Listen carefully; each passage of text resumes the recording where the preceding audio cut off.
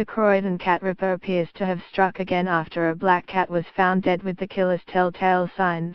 Its head and tail were removed. A £10,000 reward is now being offered for information that leads to the low-life scum's capture. Snarl, a local animal rescue and rehabilitation shelter, have seen the mutilation of the cat killer's victims more than 400 times.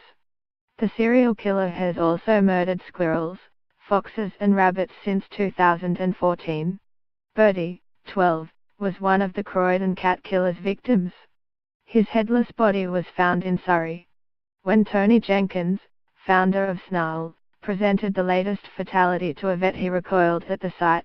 Along with its missing head and tail, its body had been sliced open. Mr. Jenkins, when speaking to AFP, said, "It was the classic head and tail removal, clean cuts on both, with a bit of additional mutilation to the stomach area. We even had cats matching that exact same thing in all sorts of different areas." Low-life scum. The shelter started a hunt for the cat killer after a series of deaths kept cropping up on social media in the Croydon area. Mr. Jenkins and his co-founder Boudica Rising began investigating the suspicious demise of these poor creatures. The feline on the left lost her paw to the Croydon cat killer, and 5-month-old Storm, right, was found headless in stains. After consulting vets, pet owners and local residents, they pieced together a map and timeline of the killings. Scotland Yard Police Headquarters and the Royal Society for the Prevention of Cruelty to Animals, Britain's biggest animal welfare charity, both started inquiries after receiving information from Mr. Jenkins. According to Mr. Jenkins, the cats died from blunt force trauma, and the possibility that the killer was another animal was quickly ruled out. It is understood by Snarl that the killer is a white man in his 40s, around 1.8, who lives in Croydon, due to his ease operating around the suburb. Postmortems revealed that mutilation of the felines happened post-death, and Scotland Yard told AFP that police believe that an individual or group of individuals are responsible for both.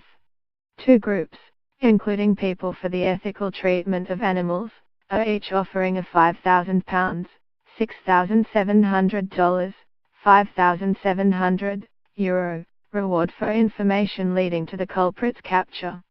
The case is being closely followed by the National Crime Agency and the Erogen Veterinary Forensics Pathology Lab, as well as Mr. Jenkins and his team. Mr. Jenkins said, "It's difficult. I wish sometimes it was a bit more like CSI," he said of the television series where crimes are solved every episode using forensic science. Examining the clues, Jenkins wondered whether the killer was a man trading in animal skulls, but it turned out to be a false lead. Oreo was another one of the cat killer's victims, losing her life in Surrey. Mimi the cat, above, was sadly found decapitated in the backyard of her owner's house in Surrey. Whilst it was obviously a weird thing to be doing, it was, strictly speaking, illegal because he imported them from China. Snarl's Facebook page is a catalogue of the sickening deaths that have occurred in the last few years.